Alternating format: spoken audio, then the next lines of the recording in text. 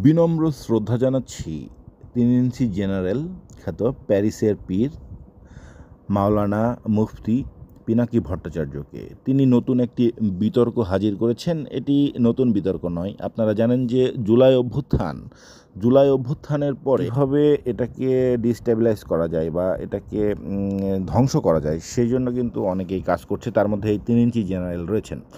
তো জুলাই আন্দোলনকে ৭১ দিয়ে রিপ্লেস করার যে মিশন, সে কিন্তু অনেক শুরু থেকেই নিয়েছে এবং আজকে তিনি কিন্তু একটা মোটামুটি তার যেই মিশন, তার মিশনের একটি বেশ ভালো মানের একটি সাপ্লিমেন্ট তিনি আজকে বাজারে ছেড়েছেন তার সামাজিক যোগাযোগ মাধ্যম, যেটা দিয়ে তিনি রাষ্ট্র পরিচালনা করেন।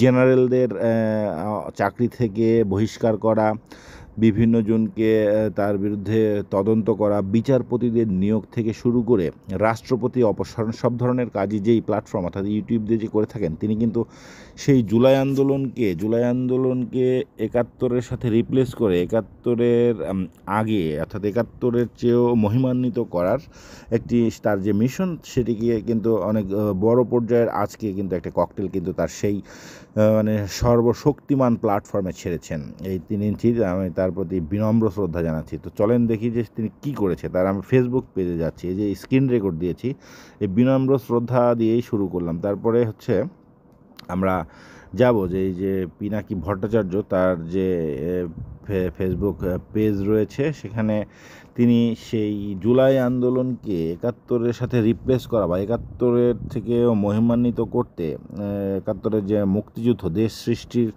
বাংলাদেশে যেই যুদ্ধের মাধ্যমে বাংলাদেশ আমরা পেয়েছি, সেখানেই কিন্তু তিনি সেই ৭১-এর মহান মুক্তিযুদ্ধকে কীভাবে ২৪-এর থেকে নিচে ফেলা যায়, সেই ব্যবস্থাটি কিন্তু তিনি করার চেষ্টা করছেন। আর তিনি বলেছেন যে ৩০ লক্ষ থেকে ধপাস করে ২,০০০। বেশি ব্যথা পাইছেন ভাইজান। অর্থাৎ ৩০ লক্ষ শহীদের কথা যে বলা হয় যে ৭১ সালের মুক্তিযুদ্ধে, সেখানে ৩০ লাখ থেকে হাজার বা তিনি ২,০০০-এ নিয়ে এসেছেন এবং এই বিষয়ে তিনি বেশ কয়েকটা পোস্ট দিয়েছেন। ১৯৭১-এ পাকিস্তানি বাহিনীর হাতে নিহত সর্বোচ্চ ২,০০০ তিনি ভিডিও বানিয়েছেন, তার লিঙ্ক রয়েছে। এই লিঙ্ক আমি আমার এই ভিডিও ডেসক্রিপশানেও দিয়ে দিব। তারপরে তিনি এটি নিয়ে অনেক প্রচারণা চালিয়েছেন। নতুন তথ্য, ১৯৭১ সালে শহীদের সংখ্যা, মানে তিনি ২,০০০কে শহীদের সংখ্যা এবং ভারতে যে শরণার্থী গিয়েছিল, সেটি আমরা বলি যে ১ কোটি শরণার্থী ভারতের বিভিন্ন জায়গায় আশ্রয় নিয়েছিল ১৯৭১ সালে। তো সেখানে তিনি বলছেন যে ১ লক্ষ না, অর্থাৎ ৯০,০০০ শরণার্থীর কথা তিনি তার ভিডিওতে দাবি করেছেন। তো যে জুলাইয়ের যে আন্দোলন, যে ছাত্র কোটা বিরোধী আন্দোলন, যে সরকার পতনের আন্দোলন হলো এবং সেখানে কিন্তু একটি গণহত্যা হয়েছে এবং সেই ২৪ দিয়ে ৭১ রিপ্লেস না করলে যে পিনাকি ভট্টাচার্যদের যে মিশন, অর্থাৎ দেশ বিরোধী যারা, বাংলাদেশ সৃষ্টির সাথে যাদের বিরোধিতা, তাদেরকে ক্ষমতার মসনদে কিন্তু বা ক্ষমতার কাছাকাছি কিন্তু খুব বেশি দিন রাখা যায় না। তো সেই কারণেই এই ধরনের বিতর্কগুলো।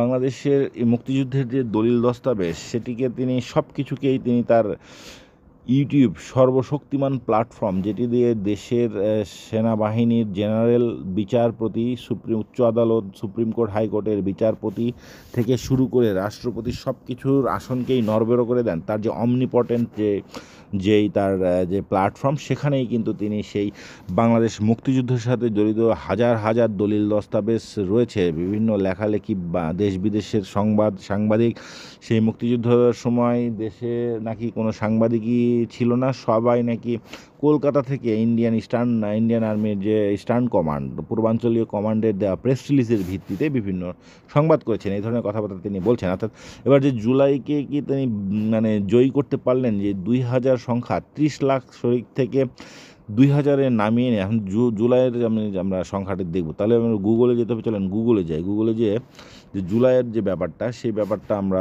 আসলে স্ক্রিনে দেখে নিই। যে জুলাই শহীদদের সংখ্যা আমি আগেই সার্চ করে রেখেছি।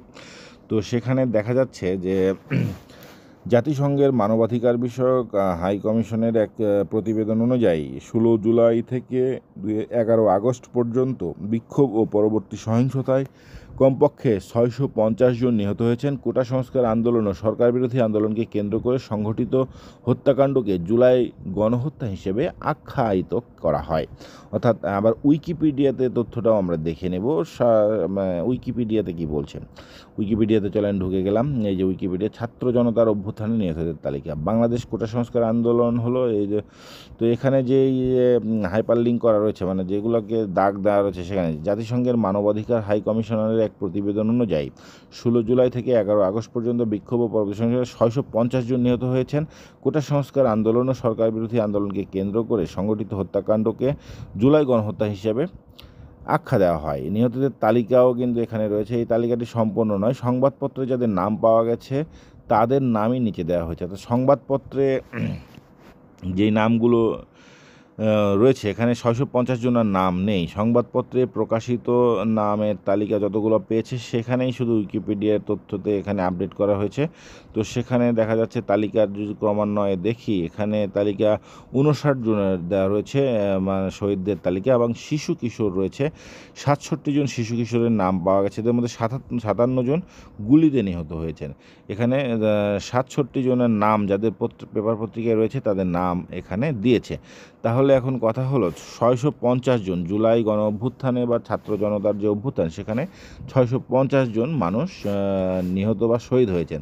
তাহলে আমাদের যে পিনাকি দাদা 3 ইঞ্চি জেনারেল, তার অমনিপটেন্ট মাধ্যমে যে তার যে অ্যাসাইনমেন্ট, সে যে ডিপ স্টেটের হয়ে কাজ করে, তার যে অ্যাসাইনমেন্ট, সেই অ্যাসাইনমেন্টে তিনি বলছেন যে 71 শহীদের সংখ্যা 30 লাখ থেকে নেমে একদম ডাইরেক্ট 2000, এবং শরণার্থী 1 কোটি থেকে নামিয়ে 1 লাখ না 90,000, এভাবেই কিন্তু তিনি দাবি করেছেন।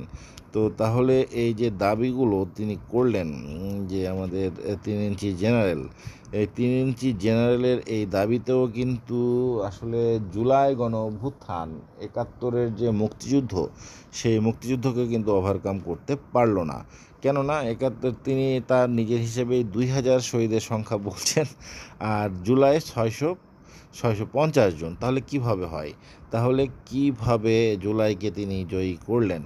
তারপরেও তিনি যে পাকিস্তান সেনাবাহিনীর এত বড় গণহত্যাকে যেভাবে জাস্টিফাই করে 2000-এ এনেছেন, সেটি আসলে তার যে বাবার বন্ধুর যে দাবি করছিল যে 71 সালে মূলত বাংলাদেশে ক্লিনজিং, যে হিন্দু মাইনরিটি বা হিন্দু ক্লিনজিং, মানে হিন্দু মাইনরিটি ক্লিনজিংয়ের যে অপারেশন বা পাক আর্মির, পাক হানাদারদের, তাদের কিন্তু নিশানা হয়েছিল এই শ্যামল ভট্টাচার্যর ফ্যামিলি বগুড়া শহরে।